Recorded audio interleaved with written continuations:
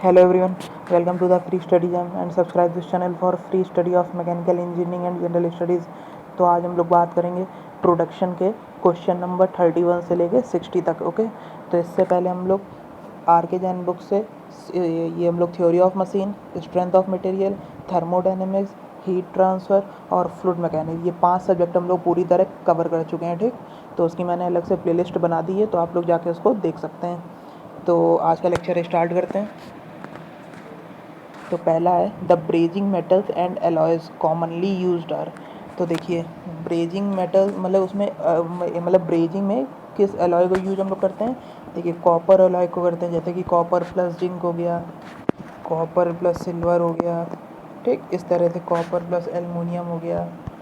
ठीक, इस तरह से हम लोग वो करते हैं। ठीक, तो इसमें क्या होगा, कॉपर एलॉय, सिल्वर और एल्युमिनियम एलॉय। तो इसमें क्या होगा, correct option E part, all of the above.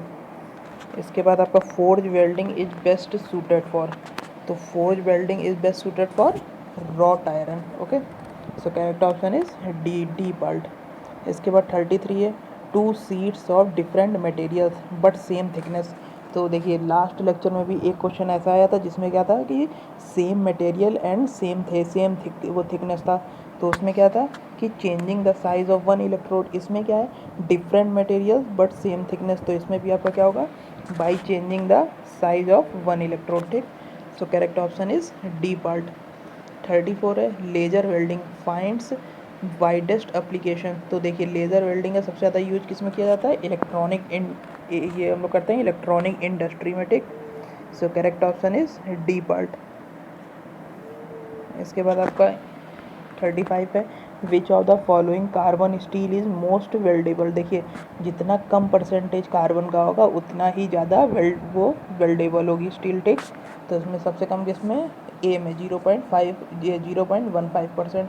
So correct option is A part. इसके बाद आपका 36 है pick up the incorrect statement about friction welding. तो पहला है little preparation required for joints. तो देखिए इसमें क्या होता है कि जो मोशन होता है वही मतलब कि motion tends to clean the weld surface.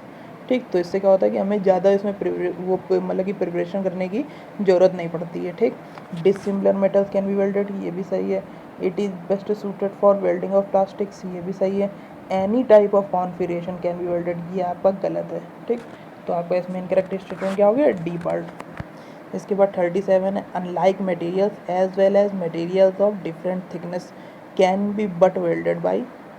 तो देखिए इसमें मटेरियल भी डिफरेंट है और उनकी थिकनेस भी अलग अलग है। तो उनको हम लोग बट वेल्ड की मतलब उनमें हम लोग बट वेल्डिंग कर सकते हैं by control of pressure and current. Okay, so correct option is A part. इसके बाद आपका 38 है क्रॉस वायर वेल्डिंग इज। तो cross wire welding is use to form mesh. ठीक, इसके बाद आपका 39 है in arc welding temperature of the following order में बी जनरेटेड। तो आर्क वेल्डिंग में टेम्परेचर कितना जनरेट होता है, 5500 डिग्री सेंटीग्रेड। ओके,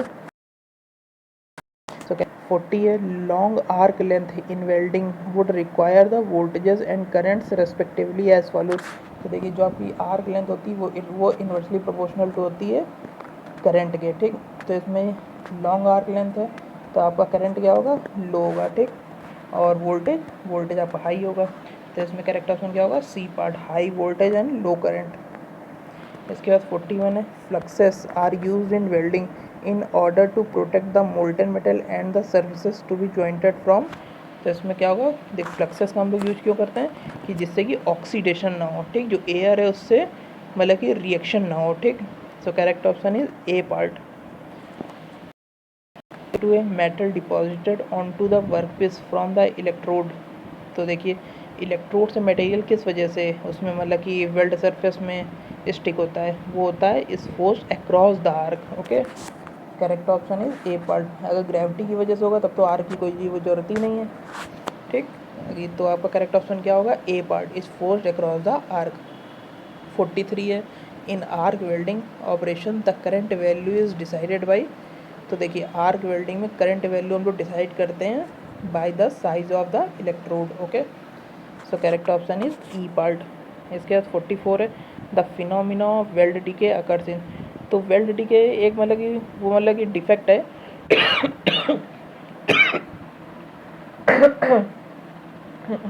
तो वेल्ड डीके एक मतलब डिफेक्ट है आपका कोरोजन का, ठीक। तो उसमें कोरोजन होता है, और ये किस मेटल में होता है, ये आपका स्टेनलेस स्टील में होगा या फिर आपके निकल एलॉयज में होंगे, ठीक। सो करेक्ट ऑप्शन इसमें क्या हो जाएगा, डी पार्ट, स्टेनलेस स्टील। 45 है weaving in arc welding refers to, तो weaving in arc welding refers to side motion of electrode at right angle to the direction of welding, ठीक। मतलब ये है तो इस तरह से, ठीक। ये इस तरह मूव ये करेगा ऊपर नीचे, ठीक। मतलब अगर वेल्डिंग इस तरफ हो तो ये आपका इलेक्ट्रोड है और ये मूव किस तरफ करेगा, इधर, ठीक। So correct option is A part. इसके बाद 46 है वेल्ड स्पेल्टर इज, तो ये एक तो वेल्डिंग डिफेक्ट है, ठीक। सबसे पहले ये, और ये क्या होता है, इसमें क्या होता है, जो आपका मोल्टन मेटल होता है वो आपका स्टिक हो जाता है वेल्डिंग सरफेस, ठीक। So correct option is C part. इसके बाद आपका 47 है आर्क ब्लो, तो आर्क ब्लो क्या होता है, फिलर जो आपकी वायर फिलर मटेरियल होता है वो की वजह से डिफ्लेक्ट हो जाती है, ठीक। और ये ज़्यादातर पोलरिटी में, ठीक। तो इसमें करेक्ट ऑप्शन क्या होगा, arc welding when straight polarity is used. और ये किस उसमें, डायरेक्ट करंट के केस में, डीसी के केस में, ओके। 48 है low hydrogen electrodes are baked prior to use in order that, तो हम लोग उसको मतलब कि स्टार्टिंग में उसको प्री हीटिंग मतलब बेकिंग हम लोग क्यों उसको हम लोग वो करते हैं, ताकि उसमें से जो मॉइस्चर है वो मतलब मॉइस्चर फ्री हो जाए वेल्डिंग वो सरफेस, ठीक। So correct option is C part, welding is free from moisture pickup. 49 है grey iron is usually welded by, तो ये वाला क्वेश्चन कल के लेक्चर में 2 बार आया था। तो इसका होता है ये, इसको हम लोग करते हैं गैस वेल्डिंग के थ्रू, मतलब ऑक्सी एसिटिलीन वेल्डिंग से, ठीक। So correct option is A part. इसके बाद आपका 50 है stud and projection welding belong to the following category of welding. तो देखिए स्टेड एंड प्रोजेक्शन वेल्डिंग आती है आपकी रेजिस्टेंस वेल्डिंग के केस में, ठीक। स्पॉट वेल्डिंग हो गई, सीम वेल्डिंग हो गई, प्रोजेक्शन वेल्डिंग हो गई, स्टेड वेल्डिंग हो गई, ये सब आपकी रेजिस्टेंस वेल्डिंग है, okay. So correct option is C part.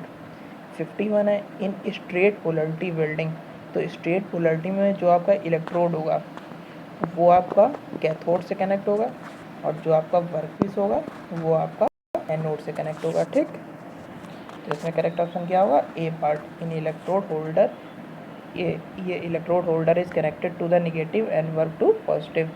52 है in arc welding process the intense heat is developed between the work and the electrode largely due to, तो वो होता है क्योंकि कॉन्टेक्ट रेजिस्टेंस की वजह से, okay. So correct option is D part.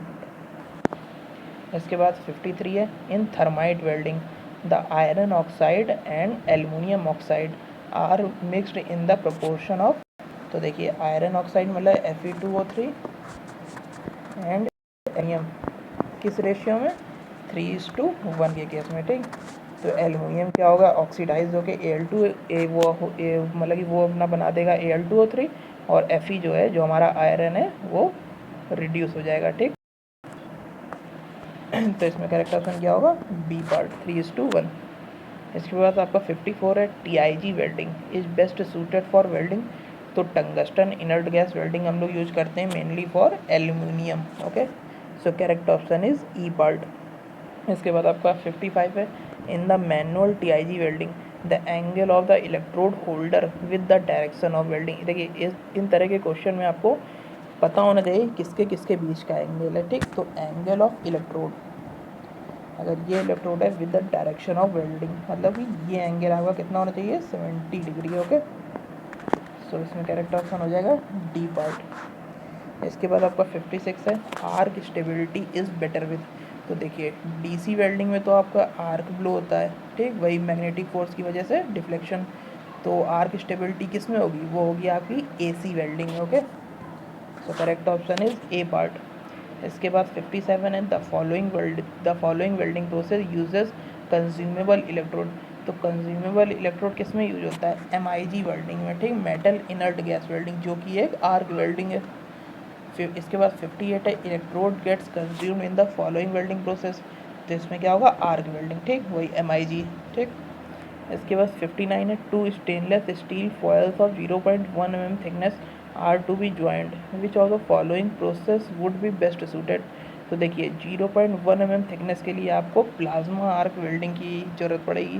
Okay, तो इसमें करेक्ट ऑप्शन क्या होगा, ई पार्ट। इसके बाद आपका 60 है, मैग्नेटिक आर्क ब्लो इज, तो ये है आपका E part, phenomena of occurrence of splatter because of magnetic field created in DC arc welding. Okay, तो इसमें करेक्ट ऑप्शन है ई पार्ट। तो ये हो गया यहाँ पे 30 क्वेश्चन। ठीक, तो आप लोग टेली ग्रुप ज्वाइन कर लीजिएगा, क्योंकि उसमें हर संडे को फुल टेस्ट होता है। So thank you guys, subscribe this channel.